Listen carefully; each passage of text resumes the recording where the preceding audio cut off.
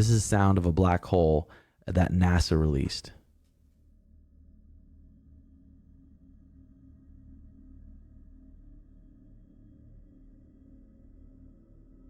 It's fucking weird, That's crazy.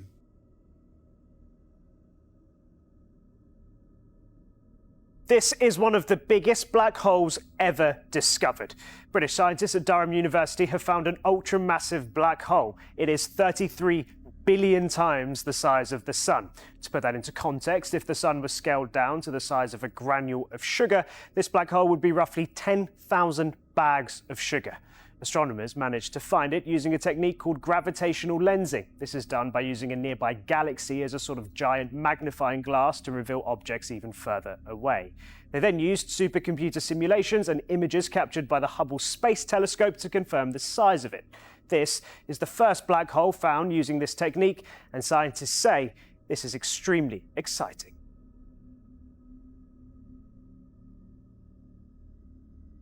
How does a black hole manage to swallow a star 1,000,000 times bigger than Earth? Buckle up for a wild cosmic ride. A black hole isn't really a hole. It's a super strong gravity monster that can even trap light. That's why we can't see them directly. When a star wanders too close, the black hole's gravity pulls it in, tearing it apart like a cosmic paper shredder. As the star bits spiral in, they heat up and glow, giving us a glimpse of the black hole's feast. Black holes form from massive stars that run out of fuel and collapse under their own weight. Einstein said that mass bends space-time, and black holes bend it so much that nothing can escape. They'll eat anything nearby, stars, planets, or gas.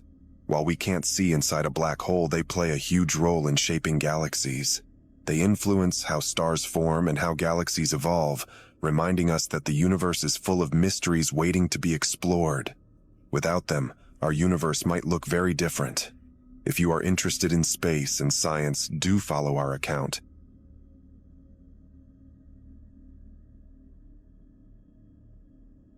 The fallen angel statue discovered in Russia. What? This You is the showed me. creepiest thing I've seen in a good minute. There's these dudes, Russian dudes, in Siberia. They work in a gravel quarry or something. They were just digging and they found this ginormous statue of this crazy, evil-looking angel with its like hood down, but like its eyes and its these giant wingspan things, and it's like holding a shield, and it was kneeling. And these dudes standing up beside this statue, their heads didn't even go past the statue's head, and it was kneeling down.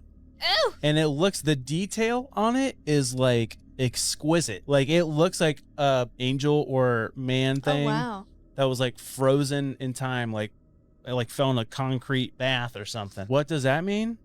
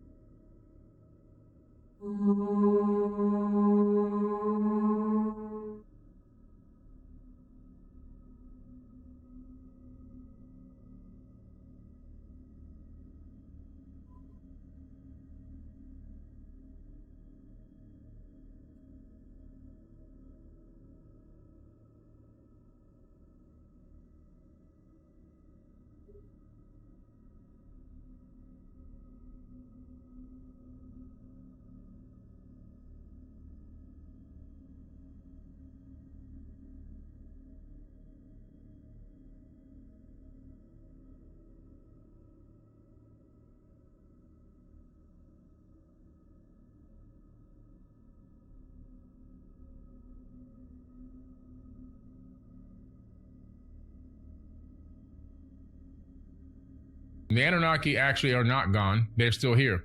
If you look at the text, you discover there was a second pyramid war which occurred between Amun-Ra and his relatives.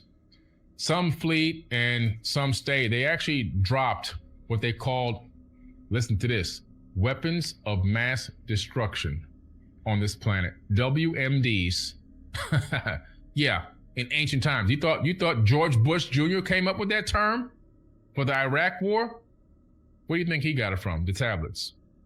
And in this dropping of these weapons, it created something called an evil wind in the text. And then this evil wind, whoever was in it, where this evil wind was moving, we're talking about nuclear fallout of some type, radiation fallout. People's fingernails were falling off. Their hair was falling out. Their nose and eyes were bleeding.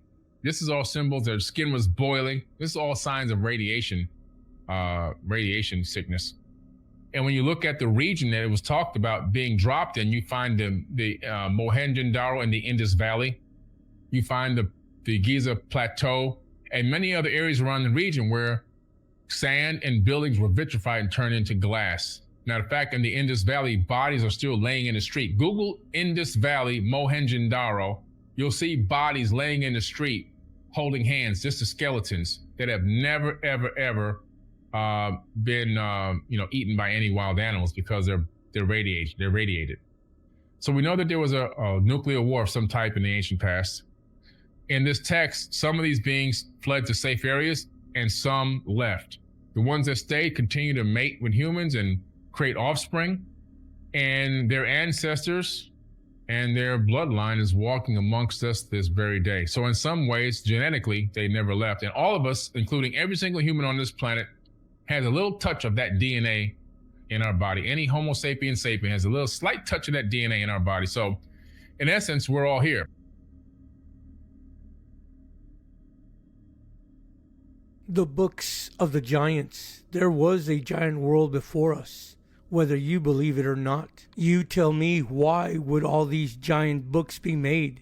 And these books are found throughout different parts of the world, from giant medieval manuscripts to 300-year-old giant books found in Spain, among other countless ones I can name. I have always questioned, why would anyone in those times need books of that size? For example, a book written in the 13th century in the Czech Republic, weighing in its 75 kilograms, and in pounds that would be a little over 165 pounds. Now you tell me, how could any human of our size use a book that heavy?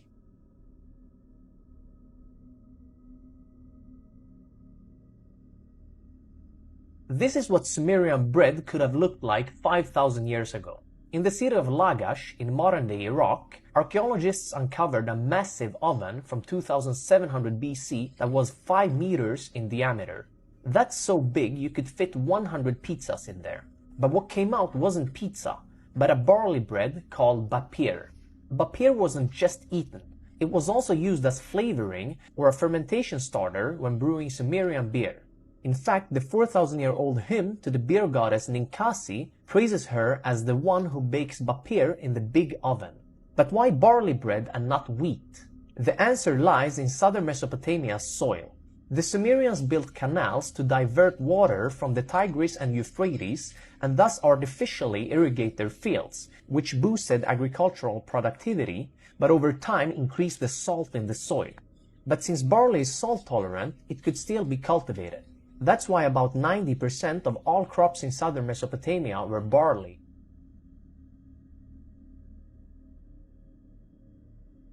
The book of Enoch was removed from the Bible, but it's referred to by Jesus, it's referred to by a variety of people from that era as a very highly revered text, and it describes 200 fallen angels crashing to earth, being giants, and then becoming cannibals who are actually hostile to Earth's population, and were ultimately judged that they had to be wiped out in a big flood. It sounds like we're talking about the same thing here. So what's the connection with the Book of Enoch? It is, and the information that I received was that these pre-Adamites had come down in they were in the grand experiment. They shouldn't have been down here living openly amongst us, one, and two, they were now, the 22 other genetic experiments that these genetic farmer races were conducting down here. This pre-Adamite group started co-opting it and interfering with it, so they had to be dealt with. And just in case somebody's jumped in and they didn't see those episodes, you described that when the protective grid went down 500,000 years ago after the planet blew up and became the asteroid belt, that we then have right away these so-called genetic farmer ET races that are then able to get in immediately and begin taking DNA from all over the galaxy and tinkering with Earth DNA. Yes, and as we have been exploring more and more of the ruins down there, we've run across rooms that were a series of corridors that were sort of arranged the same way you would see a circuit board. And they were made out of a gold copper alloy that had weird kind of circular carvings in them that they said were not for people to walk through. It was obviously for channeling large amounts of electricity. Not far from there, they found the genetic labs, where they found all these different types of beings in different stages of being developed. And I did confirm that it was partially technological and partially biological, how they did these genetic experiments. They would create a zygote or whatever and then implant it in a human or another animal, have it grow, and then that's how they incubated them. They didn't have all of their technology. They were in survival mode from the moment they crash landed. They had to cannibalize all of their technology from the inside of these craft, these big motherships. There's huge areas where stuff's just been ripped out. If they're trapped on Earth because they've crash landed, but then you say that there are craft that were found inside that can be flown around, doesn't that mean they could have left Earth and gone anywhere else they wanted? Well, yes, they could in the craft, but everything that all of what they had left of their society was now down here on Earth. And these craft are not long-haul vessels. The little craft that they...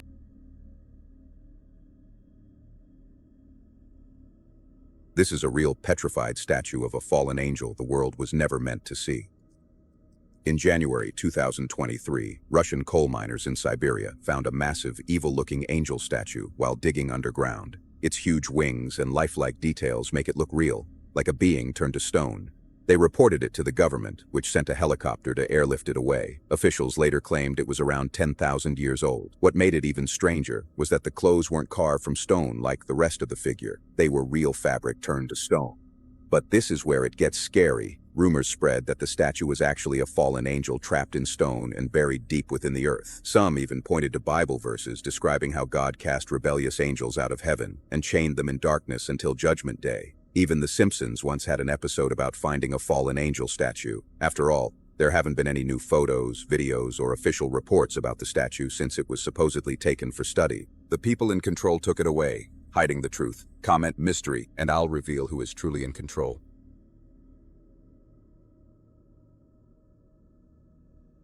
I still think it's mind-blowing that, according to Einstein's theory alone, time ends inside a black hole. So the singularity is correctly thought of as a moment in time and the end of time. Whether that's the case is it depends on understanding of quantum gravity that we don't have. The fact that black holes exist, I think, the gravitationally completely collapsed objects that distort space and time so much that even light can't escape. So when you go in, you're gone, basically. Even though these things are just a distortion in space and time. That's the description of them. So it's almost as if there's nothing there apart from a distortion in space and time. So he discovers these things glow, and he calculates how they glow. They're very low temperature, but they emit things, which means that they shrink because they're emitting stuff, and so they're shrinking. So that means they have a lifetime. So first of all, one day they'll be gone. So that means that you have to address this question of what happened to all the stuff that fell in. And his calculation said that there's no record at all of anything that fell in all this radiation that's come off the black hole.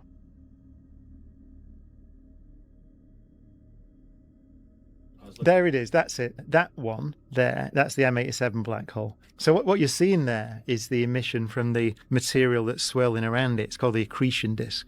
So you have material that's orbiting very fast, emitting a lot of radiation, and that's what you see. It's a flat disk, by the way. Think Saturn's rings. So this material is very flat. But what you're seeing in that photograph is the light rays being bent around the black hole from that flat disk. So that was a prediction from Einstein's theory, basically. He published it in 1915. And you can predict that that's what one should look like. And then just about, was that 4 years ago now, maybe 5 years ago, for the first time in history, we get an image of one, and it looks like the prediction.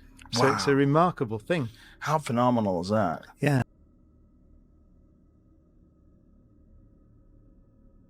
Anunnaki. When the translators finally got to work on the Eridu tablets, they realized they were reading something totally different from ancient poetry. Usually old texts are full of prayers and praises to the gods. But these tablets were dry and technical. They read like a set of rules for a factory or a lab. The words were simple and direct. They used terms like mix, bind, measure, and divide. These are the same words that scientists use today when they are working with chemicals or genetics. It was basically a manual for building a person from the ground up. The researchers were stunned to see numerical sequences carved next to these instructions. The numbers followed a very specific pattern: 4, 16, 64, and 128. To most people, that is just math. But to a biologist, those numbers are a huge red flag. Modern DNA uses 4 bases that combine into 64 different codes. Seeing these exact numbers on a stone that is 10,000 years old is a total what the heck moment. It means that whoever wrote these tablets knew exactly how the genetic code was structured. They were not guessing. They were using a counting system that matches the way our cells work right now. This was not magic. It was high-level biology. The tablets also used a word that had never been seen in other Sumerian texts: tessi. After a lot of study, scholars figured out it meant life pattern. It describes something that stays the same across many generations and tells the body how to grow. In our world, we call that a genome. The text described Enki taking what they called the clay ones and adding something called divine seed. This sounds a lot like the story of Adam and Eve in the Bible, where God makes man from the dust. But in the Eridu tablets, it sounds more like a chemical reaction. The clay was the raw biological material of early primates, and the seed was the advanced DNA of the creators. And that is putting it lightly. One line in the tablet was repeated over and over: Enki measured the breath and made it less. This phrase was super confusing for a long time. Breath usually means life or spirit in old books, but making it less is a weird thing to say. Researchers now think this refers to a change in the human lifespan or our mental power. It is like they turned down the volume on our brains. The tablets showed that the creators were worried that humans would become too smart or live too long. They wanted a worker that was clever enough to follow orders but not strong enough to start a revolution. The carvings on the walls showed people lying on tables between tall glass vessels. It looked exactly like a modern hospital or a research center. They were not just making one human, they were testing different versions. The tablets describe a process of trial and error that took hundreds of years. They were trying to find the perfect balance between a wild animal and a god. The text says they wanted to create someone in their likeness, which means we were meant to be a smaller, weaker version of them. This explains why humans have so many similarities to the stories of the Anunnaki, but we lack their legendary powers. These instructions also match up with very old Jewish texts like the Book of Enoch. Those stories talk about heavenly beings who came down and shared advanced knowledge that humans were not ready for. The Eridu tablets show that this knowledge was not just about stars or farming, it was about the very code of life. It seems like there was a huge fight among the creators about how much power humans should have. Enki was the one who wanted to give us more, but he was forced to put limits on us. He had to follow a set of rules that made sure we would stay in our place as servants on this planet. The crazy part is that we can still see the marks of these instructions in our own bodies today. The evolution of the loud ones. The researchers found a section of the vault that was hidden behind a heavy stone door. Inside, they found evidence of the versions of humans that did not make the cut. The tablets called these beings the incomplete ones and the loud ones. In the old myths, the gods got annoyed because humans were too loud and kept them awake at night. For a long time, people thought this was just a funny story about noise. But the new findings show that loud was actually a code word for being unstable. These early versions of humans were a total disaster. They were physically powerful, but their minds were broken and aggressive. The carvings in this room were disturbing. They showed skeletons with limbs that were way too long and skulls that were shaped like eggs. Some of the figures had rib cages that were fused into one solid piece of bone, making it hard for them to move. Others had joints that were swollen and painful. These were the prototypes that Enki built before he got the formula right. It shows that evolution was not a smooth path. It was a messy series of experiments. The tablet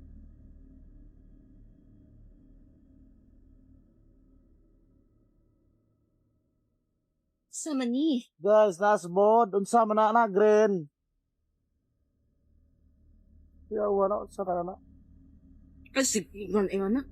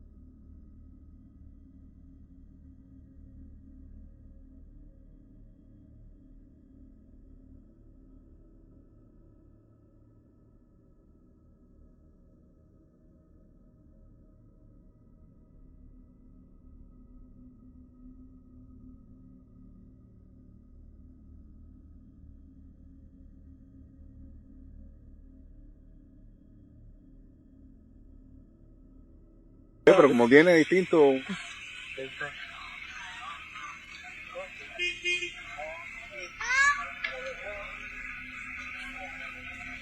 Gracias.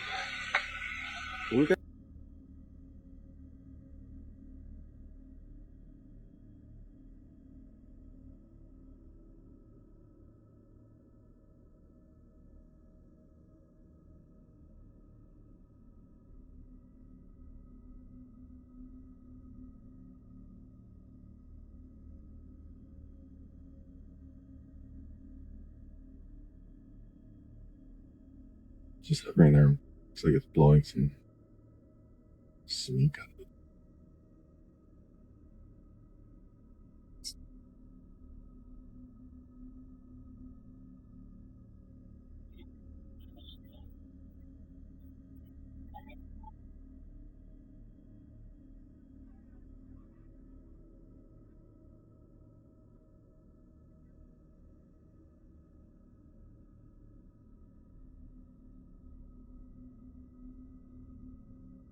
There's a whole realm of what I would call machining marks that exist all over these sites in Egypt. There's a place called Abu Sir that's been closed to the public for more than 100 years. It's an old kingdom site, like 5th dynasty. And all over this site, you find amazing evidence for massive circular saws. You see machining marks. There is evidence for very sophisticated and powerful tools that is etched into these artifacts from the very earliest points in Egypt all over the place. A lot of these things, they disappear in later periods of time. Go back to that image, Jamie, you just had. Look at that. There are these tube drills. The tube drills are really interesting. Flinders Petrie, he found a famous core. It's called Petrie's core number 7. It's a drill core from one of these holes. That groove that goes around it, very obvious striations, right? It's 100% an indicator of some form of technology that's far away beyond the primitive stuff that we attribute to the dynastic Egyptians.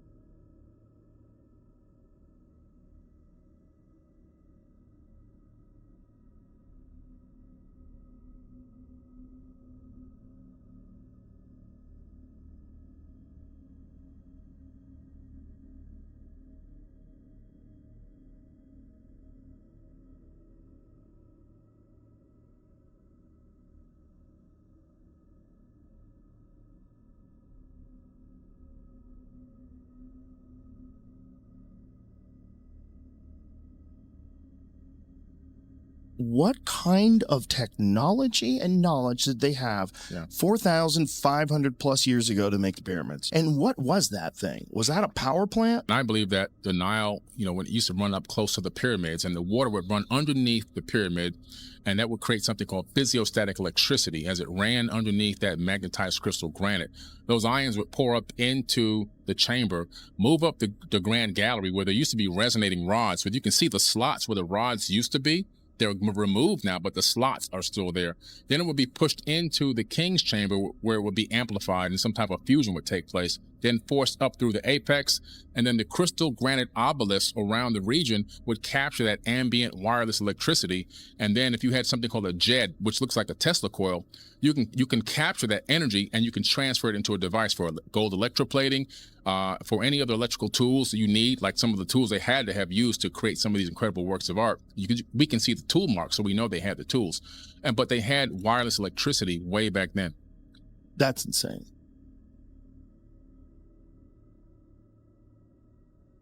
It was said to be a cursed stone. So it's also in Japan. Yeah. And the whole thing was like, it's a big boulder, right? Mm. And it's called the Killing Stone. And this stone has been like, been around for ages, right? Mm-hmm. And it's supposed to hold a demon, right? Shit. And that demon, like almost, I think it was trying to kill the emperor of that time during that time, and it was stuck there, right? Mm-hmm. So the whole thing is like, if that boulder breaks.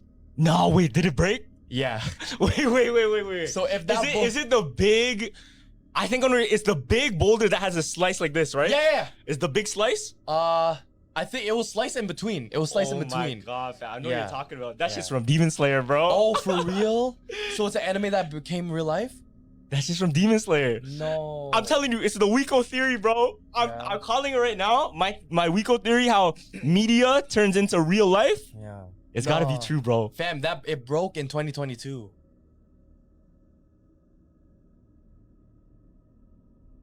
The Stranger Things finale was all fake, and the real finale releases on January 7th. Vecna 1, the conformity gate theory is real, and I have compiled 34 pieces of evidence to back this up. First reason is because everyone in the crowd at graduation is holding their hands like Henry, the same way Billy did when he was under his control. Apparently Steve is now a baseball coach, even though the only sport we ever saw him play was basketball. That's because in Vecna's memory, he sees Steve with a baseball bat. By the same logic, that's why Jim Hopper is now once again the chief of police, because that's Vecna's memory, even though he's killed about 100 soldiers and definitely shouldn't have that job. Nancy, Karen Wheeler, and a bunch of other characters all have the same hair as Henry Creel. And if you look in the background, a bunch of people in the crowd aren't even watching the ceremony, they're staring directly into the camera at us. We are in Hawkins, we are in the show. This cameraman has a camera pointed at us, and his shirt even says Duffers. Throughout the ceremony, behind every one of the main characters on their left shoulder, there's someone wearing the same glasses as Henry Creel. The same way that Henry was present over Will's shoulder in season 4, the same way behind all of the young kids, it says What's It in the basement at the end of the show. It's established in this season that the color grey equals a mistake in the memory, which would explain why Dustin's Hellfire shirt was grey, because it is a mistake in a memory and not the normal white and red. Also explains why the color of this dial changed. The original color was red, and in the fake memory it's once again grey, the fake memory color. All of the graduation robes were meant to be green, the color of the school, and we know this because Ted has the manual with the green cap right there, but they're orange because that represents prisoners that are trapped. At the dinner scene in the end, singing the love song is Patty Newby. Who's that? It's Henry Creel's love interest from high school, who was in the stage play which is canon to Stranger Things, and he's the only person that could know this. At the end of the show, Mike is a complete mirror of Henry Creel, the same position, same jawline, same hair, same glasses. The end of the show has the books lined up like this, but on social media it was posted like this: X a lie. Dimension X was all a lie. The ending of the show has Mike walking up the stairs and through the door, just like the ending of The Truman Show, which is a movie about viewers watching a fake reality. On a whiteboard that was teased for this season, they scribbled out Truman Show as inspiration, and if you look deeper into it, there's a lot of Truman Show parallels in this season. Behind the kids in the basement, there's a poster of The Thing, another piece of media all about fake reality. At the very end of the show, we see the book close and the number 7 on the dice. Last time they rolled a 7 was when they lost their first campaign in episode 1. Rolling a 7 means you lost. 7's an important number because that's how many days it was taken for Will to be found. 7 days after the season finale is January 7th, the same day that Netflix teased What's Next. When Will is coming out, he said that he likes getting lost in the woods. He would never say that because the last time he got lost in the woods, he got abducted into the Upside Down. He also said he liked getting milkshakes at Melvald's. Melvald's in his time is a general store, but when Henry Creel was at school in the play, Melvald's done milkshake. This is Henry's memory again. Vicky does not exist in that epilogue. Why? Because Vecna never met Vicky. He doesn't even know who she is. Robin even says it on the radio right there. This is not the Hawkins she remembers and it feels different. Early in the epilogue, we see Karen Wheeler with her brand new scars, but then at the end she has no scars. There's so many inconsistencies. Max even makes a meta joke about the ending being stupid. At the end of every season in the credits, it pops up with the number, but it didn't in season 5. It's not the end. Even in the marketing for this torch, in Morse code it says Vecna lives, and in luminescent light it says Vecna lives. If you go on Netflix and you type in season 5 episode 9, it shows up Stranger Things. If you type in fake ending, it shows up Stranger Things, and if you type in conformity gate, it shows up Stranger Things. Someone had to make that all happen. And in an Instagram Q&A, the Duffers literally said they lied to us and there's one thing they can't talk about yet.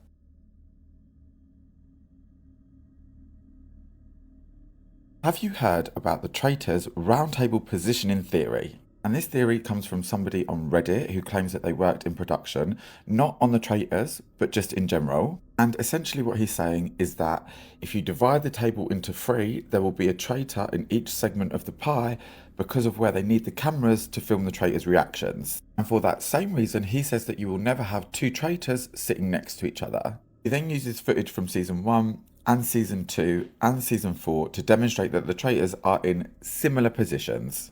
Obviously, this doesn't apply to the secret traitor because nobody knows who it is, so production don't need to capture their reactions. I mean, it does make sense to me, but what do you guys think?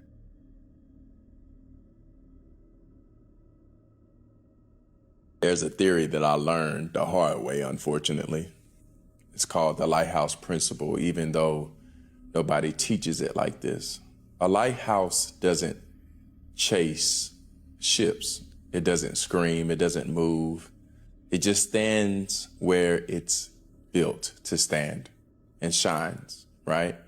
And here's the part that messed me up. Ships that need direction will find it. Ships that don't care will crash somewhere else. And for a long time, I wasn't a lighthouse, I was a rescue boat.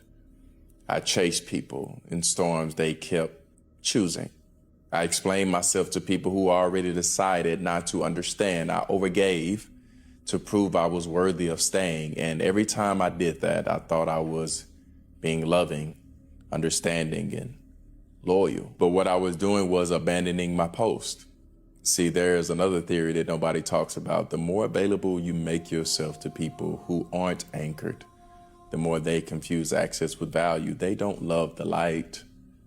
They love the convenience. So when I finally stopped chasing, when I finally stopped overextending, when I finally stayed still in who I was becoming, something uncomfortable happened. Some people drifted away. And at first, that felt like failure, like loss, like rejection, until I realized something powerful. The people who disappeared weren't rejecting me. They just never came for me in the first place. They came for the rescue. And the moment I stopped rescuing, the truth showed up. You don't lose people when you grow. You lose roles. You lose the role of fixer. You lose the role of savior, the role of emotional supplier. And when those roles fall away, only real connection remains. That's when your life gets quieter, cleaner, sweeter, more aligned. Because the right people don't need you exhausted to stay. They don't need you overgiving to feel close. They don't need you shrinking to feel secure. They're drawn to who you are, not what you provide. So if you're in a season where people are drifting, where things feel lonely, where you're questioning if choosing yourself was worth it, hear me clearly. You're not losing your way. You're finally standing in it. Stop chasing ships. Be the lighthouse. The ones meant to find you will.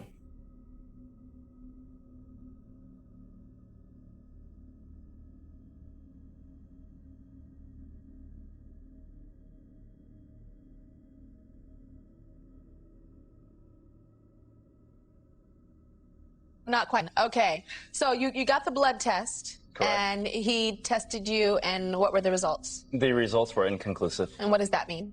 Meaning that I have the same type of blood pathogen level, things like that. Everything just came out pretty much inconclusive. They weren't able to come up with any results. Any results at all? Correct. Were they strange results? Some things were, yes, higher glycemic levels, things like that. And what about, you have no body fat? Correct. If I were to place my hands on one of the electronic counters, it comes up as error every time. Really? Correct. Wow, mine comes up as something else. Even when I was really, really skinny, I had a high body fat content. It was weird. I was like, your weight, and they said, you need to get in shape, which is weird. Anyway, tell us about these abilities. Okay, first let's do the strength ability. You're 125 pounds and you can bench press how much? On a Smith climb machine, I've been able to do 270, maximum 280. And with that right there, approximately 425. So I've got 425 pounds over there. Okay. Oh, and I want to see you. What is it called? Bench pressing with the legs? I don't know what that's called. It's called a leg press on a 45-degree angle. Bench press with your legs. That's what I'm going to call it. So.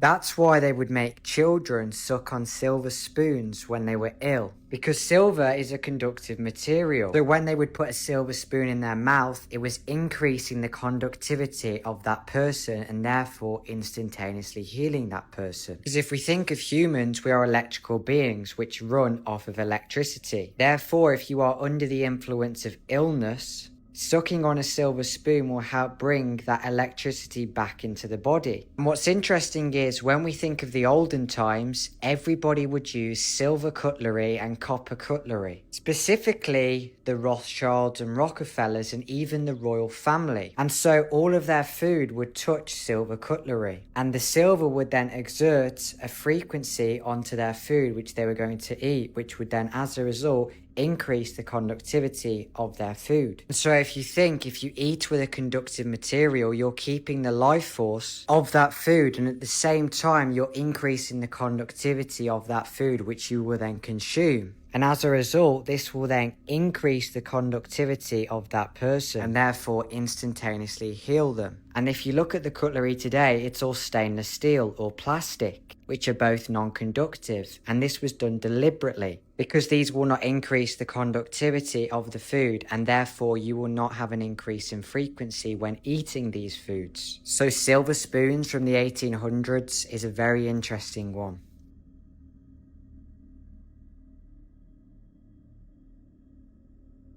Hollywood is evil. Tell me why. No, just listen. I love you. Has it always been, or is it now? Always. Literally, the flight you brought me on, I watched Jerry Maguire. One of my all-time favorites. They don't make them like that anymore, Patrick. Why? Because Hollywood controls the content. What's Hollywood about now? Wait, because I did this on Jamie Kennedy, I got in trouble. Jamie Kennedy said, "You're wrong. Hollywood is not elitist. Hollywood does not have a small club that it feeds itself and they make Barbie and MCU, and that's it. They want the money. The machine of Hollywood wants the money, not the art, not the quality film like Jerry Maguire. They don't want that. They used to. Patrick, I'm done with that. I'm done. Hollywood is going to die in the next 20 years because of that. It will, because people don't care. They're already getting right to their phone what they want. What's always worked is great movies, and we're not doing that anymore.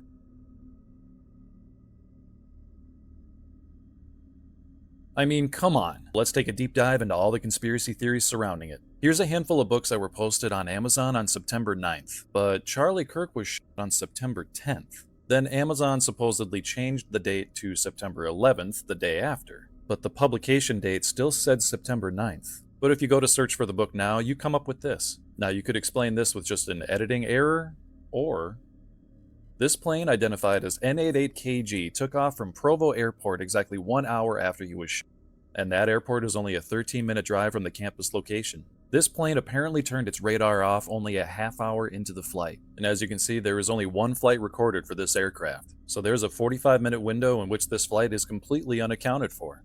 And when you try and access more information on it, you get this. So I went on the flight radar myself, and this is what I found. Now wait for the time to hit the 7:48 mark. What was that jump? There's an apparent 35-minute gap in the flight time. So what was the next destination after this? There's more to get into, so stay tuned.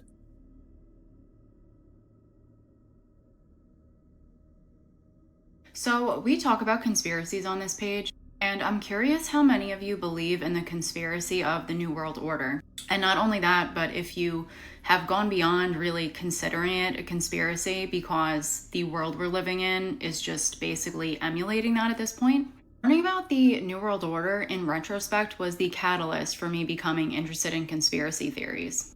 I remember I would watch these documentaries when I was like 11, 12 years old and not really have much understanding of what I was watching, but there was something in me that knew it was important. And there was also the appeal and feeling like I was learning about this forbidden knowledge that the general public didn't have.